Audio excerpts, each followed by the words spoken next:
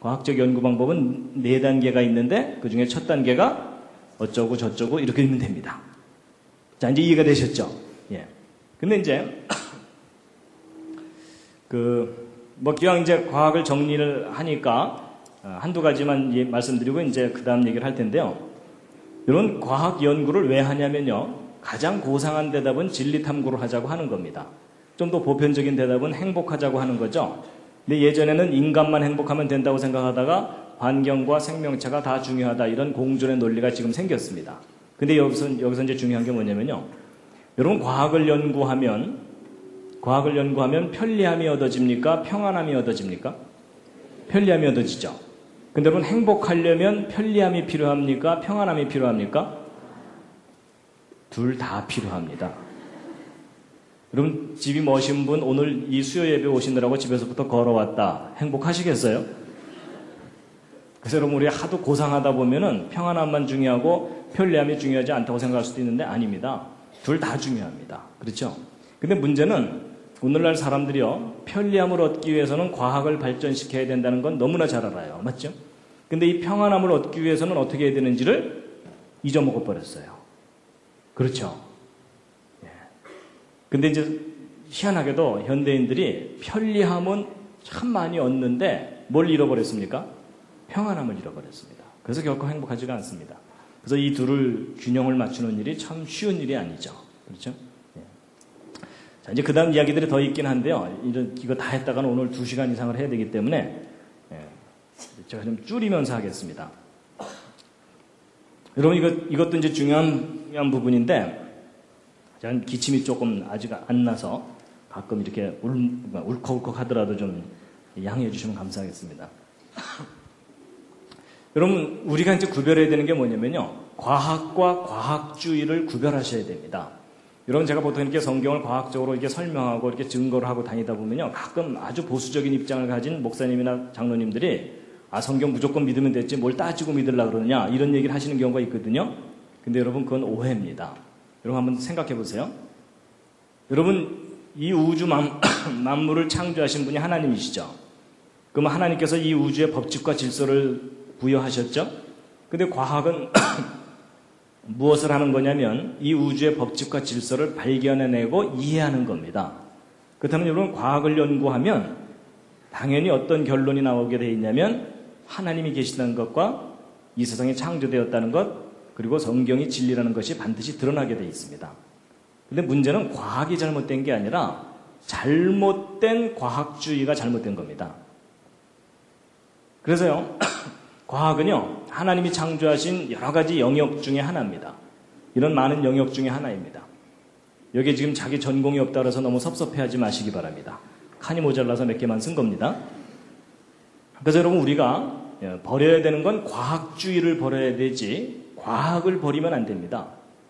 여러분 오늘날 기독교가 과학을 무시하면서 왔기 때문에 오히려 큰 손해를 받습니다.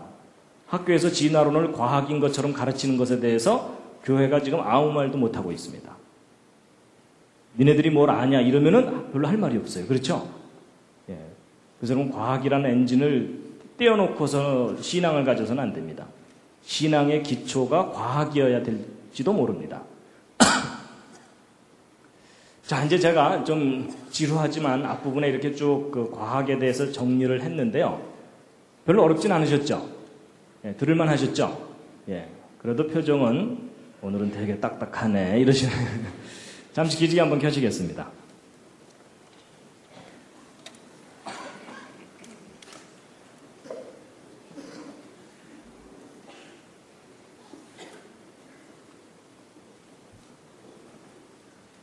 예, 지난주에는 인생 계획이 없던 지질학 공부를 하셨습니다.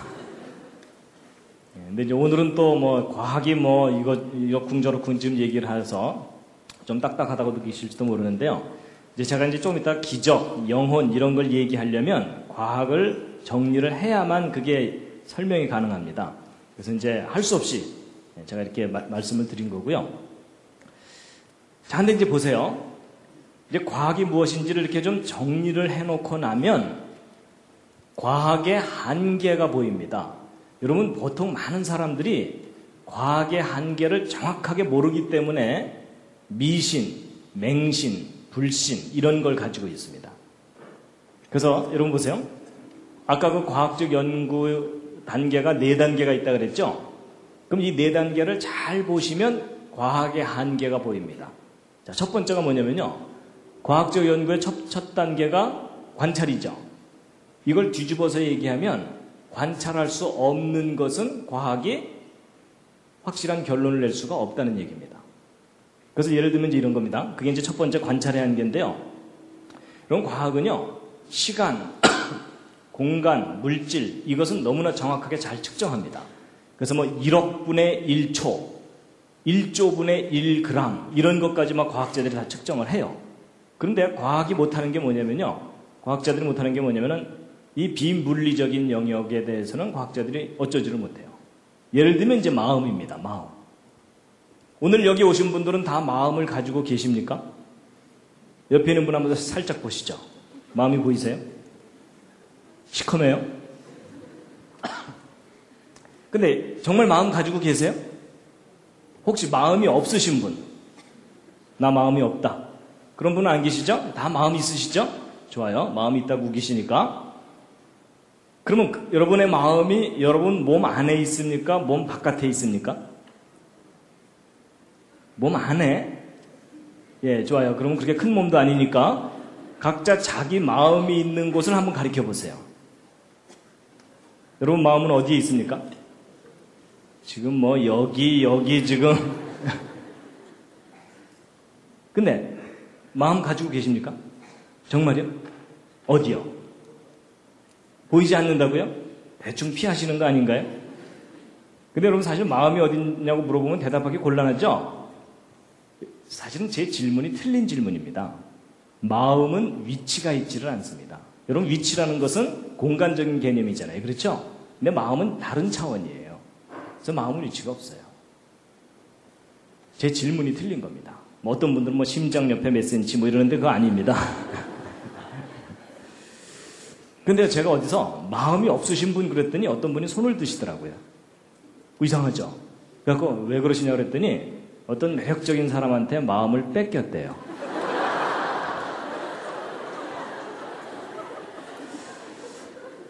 그래서 저도 뭐 할 말이 없어갖고 조만간 도로 찾으시죠. 뭐 이러고 이제 그러고 말았는데요.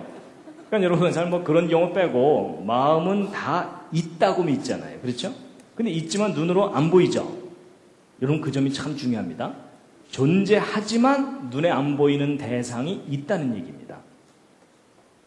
근데 그런 걸 모르면 과학주의에 빠지는 거예요. 예를 들면 그게 이거예요. 사람들한테 하나님 믿으십시오. 그러면 사람들의 1차적인 반응이 뭐예요? 보여줘봐, 믿게, 뭐 이러죠.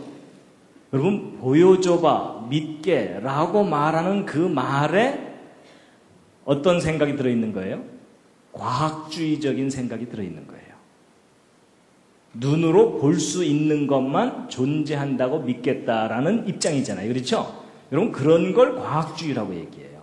근데 그 과학주의는 결코 틀린 생각이에요. 맞죠? 그럼 그 사람은 마음도 봐야 믿겠네요. 그렇죠? 그럼 그 사람 내가 너를 사랑한다니까 이러면은 보여줘봐 뭐 이럴 거 아니에요. 그렇죠? 그래서 여러분 이 과학은 관찰할 수 있는 범위 내에서만 무언가를 한다는 걸 모르면 뭐든지 다 관찰해야 된다고 생각하는 그런 걸 과학주의라고 얘기하는 겁니다. 이해가 되시죠? 예. 그러니까 그런 분들을 만나면 어떻게 해야 돼요? 잘 돌봐드려야 됩니다. 예. 과학의 한계를 모르는 사람이거든요. 그 다음에 이제 그래서 마음은 심리학이라는 영역에서 따로 다루고요. 물론 이제 과학이 좀 도움을 주기는 합니다. 그 다음에 이제 정신이라든지 영혼 이런 것도 있습니다. 여러분 영혼. 영혼은 이제 좀 이따 제가 말씀드릴 거고요. 그 다음에 이제 과학의 또 다른 한계가 뭐냐면요. 여러분 증명한 것만 이다라고 할 수 있다는 얘기죠. 그럼 증명할 수 없는 건 단정할 수 없다는 거예요. 그래서 여러분 증명이라는 게 뭐냐면 다시 관찰할 수 있는 거잖아요. 다시 관찰할 수 없는 것은 달리 얘기하면 한 번밖에 일어나지 않는 사건들은 과학이 단정을 못해요. 증명을 못한다는 얘기입니다. 그래서 예를 들면 그게 뭐냐면요. 역사입니다. 역사. 여러분, 예를 들면 거북선을 누가 만들었죠? 이순신 장군의 부하들이. 그렇죠? 뭐 그분이 직접 대패질 하셨겠어요? 그렇지만 이제 우리는 대표성을 갖고 이순신 장군이 거북선을 만들었다, 이렇게 이제 알고 있죠? 근데 여러분 보세요. 여러분, 이순신 장군이 거북선을 만들었다는 걸 여러분이 어떻게 그렇게 확신을 하세요? 직접 보셨어요? 안 봤죠? 근데 여러분이 어떻게 이렇게 확신을 하세요? 드라마에 나오니까